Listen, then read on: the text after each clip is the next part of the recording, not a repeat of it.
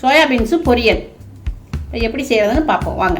தேவையான பொருட்கள் வந்து 300 கிராம் சோயாபீன்ஸு குக்கரில் நான் 2 விசில் போட்டு வேக வச்சு எடுத்திருக்கேன். வெங்காயம், 3 பச்சை மிளகாய், 3 வெள்ளைப்பூடு, கொஞ்சம் சீரகம், 1 சில்லு தேங்காய், கொஞ்சம் மஞ்சப்பொடி, கடுகு உளுந்தம்பருப்பு தாளிப்பதற்கு. வாங்க. மிக்சியில் ஒரு பச்சை மிளகாய் போட்டிருக்கோம், சீரகம், வெள்ளைப்பூடு, மஞ்சப்பொடி, தேங்காய். இதை பரபரன்னு அரைச்சிக்கணும். நைஸாக அரைக்கக்கூடாது, பரபரன்னு 1-2 அடிச்சுக்கணும். ஒரு சுத்து அரைச்சாச்சுப்பா, பரபரன்னு அரைச்சிருக்கு. சட்டி வச்சுருக்கேன்ப்பா, சட்டி காஞ்சிருச்சு. இப்போ ஒரே 1 ஸ்பூன் எண்ணெய் ஊற்றுறோம். கொஞ்சோண்டு கடுகு,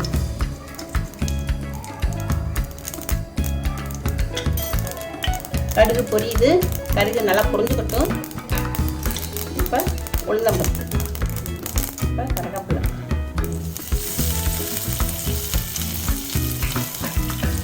பச்சை மிளகாய், ஒரு பச்சை மிளகாய் லைட்டாக கிளறி விட்டுக்கோங்க. கிளறி வச்சு இப்போ வெங்காயத்தை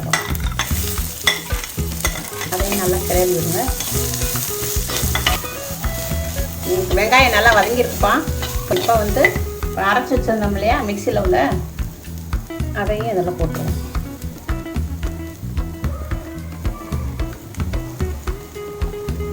அதையும் ஒரு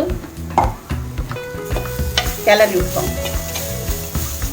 லைட்டாக அந்த வெள்ளைப்பூடு, சீரகம், தேங்காய் வச்சுருக்கோம்ல, அது கொஞ்சம் பச்சை வாடை போகிற மட்டும் வதக்கிட்டோம். வதக்கியாச்சு. கொஞ்சோண்டு உப்பு போட்டுக்கோங்க.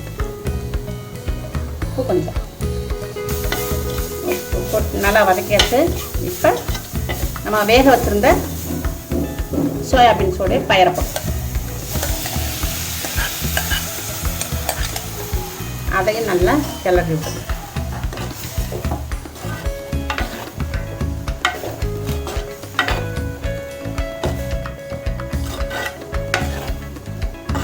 தண்ணி வத்துற மட்டும் சிம்மில் வச்சு வேக விடுவோம். பயரில் உள்ள தண்ணி இருக்குல்ல, அது வத்தட்டும். தண்ணி நல்லா வத்திடுச்சு. சிம்மில் வச்சுருந்து நல்லா வச்சிருச்சு. பயரும் நல்லா இருந்துருக்கு. அவ்வளோதான், ரெடி. எந்த சாப்பாட்டுக்கும் நம்ம வச்சுக்கலாம். சாம்பார் சாதம், புளி குழம்புக்கு, எந்த இதுக்குமே நம்மளுக்கு இதை வச்சுக்கலாம். ஸ்நாக்ஸாக கூட சாப்பிட்டுக்கலாம். ரெடி. நீங்கள் செஞ்சு பாருங்கப்பா. செஞ்சு பார்த்துட்டு அம்மாவுக்கு லைக் பண்ணுங்கள், ஷேர் பண்ணுங்கள்.